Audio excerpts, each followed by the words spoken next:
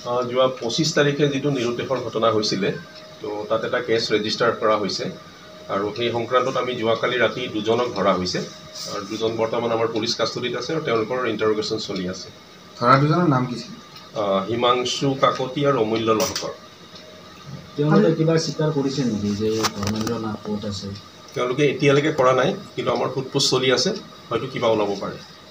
আৰু বাকী কেইজনক ধৰাৰ ক্ষেত্ৰত বাকী কেইজন এতিয়া পলাই আছে। তেওঁলোকে যিহেতু গম পাই গ'ল, আচলতে আৰম্ভণিতে কেছটো মানে কম্প্ৰমাইজেই কৰিছিলে 25 তাৰিখে। মই গুৱাহাটীৰ পৰা আহিছোঁ, আহি যিখিনি মই গম পালোঁ, ব্ৰিফিং মই লোকেল অফিচাৰৰ পৰা যিখিনি ল'লোঁ, তেওঁলোকৰ মতে 25 তাৰিখে কেছটো কম্প্ৰমাইজ হৈছিলে এক্সিডেণ্ট কেছ হিচাপে। তো কোনোবা এগৰাকী ধৰ্মেন্দ্ৰ নাথ, তেওঁৰ মাকে অলপ পইচাও লৈছে বুলি কৈছে কম্পেনচেশ্যন হিচাপে। তো তাৰ পিছত আমি দুজনক আমি ধৰিছোঁ কৰায়ত্ব, দেখা যাওক কি হয়। আচলতে ধৰ্মেন্দ্ৰৰ মাকে ল'লে নে পইচাতে? আমি জানাত ইহঁতেহে ল'লে। ধৰ্মেন্দ্ৰৰ মাকে দিছে।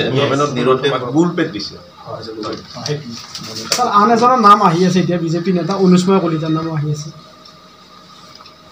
সেইখিনি তদন্তত ওলাব, যিহেতু FIR-খনত 3জনৰ নাম আছিলে আৰু বাকী অন্যান্য 10জনমান বুলি দিছে। তাৰে দুজনক আমি 3জনৰ ভিতৰত দুজনক আমি কৰায়ত্ব কৰিছোঁ আৰু বাকী এজন FIR নেম একিউজ পলাই আছে আৰু বাকী যি 10জনমানৰ কথা কৈছে সেইখিনি ইনভেষ্টিগেশ্যন যদি দোষী প্ৰমাণিত হওক, যোনে নহওক আমি ধৰিম। বিজেপি হওক, কংগ্ৰেছী হওক, AGP হওক। ধৰ্মেন্দ্ৰ নাথৰ কিবা সন্ধান ওলাল?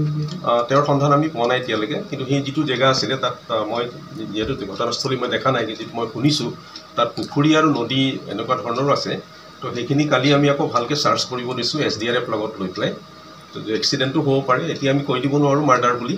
তো দুইফালে আমি ৰাস্তা খোলা ৰাখিছোঁ, আমি সেইখিনি জেগা ভালদৰে চাৰ্চ কৰিম SDRF-ৰ সহায় লৈ, আৰু বাকী টেকনিকেল ইনপুটেই হওক, টেকনিকেল ইণ্টেলিজেঞ্চ যিখিনি হয় সেইখিনি তদন্তত সম্পূৰ্ণকৈ আহিব আৰু আমি চেষ্টা কৰি আছোঁ। আমি গম পোৱা মতে তেখেতসকলে যেতিয়া ঘটনাটো হ'ল, তেখেতৰ জোতা, মোবাইল আৰু বাইকখন তেখেতসকলে বোলে মানে ইয়াত আহি জমা দিছিল, আমি জানা কি ক'ব লাগিব?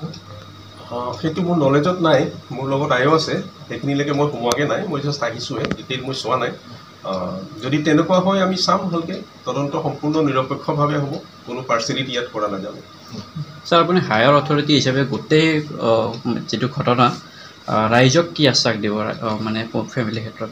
প্ৰথম কথা, আমি কেছটোৰ যত পৰোনাস্তি চেষ্টা কৰিম কেছটো ছল্ভ কৰিবৰ কাৰণে। ঘটনা যিয়েই নহওক, মাৰ্ডাৰেই হওক বা নিৰুদ্দেশেই হওক, সেইটো আমি নিশ্চয় উলিয়াম।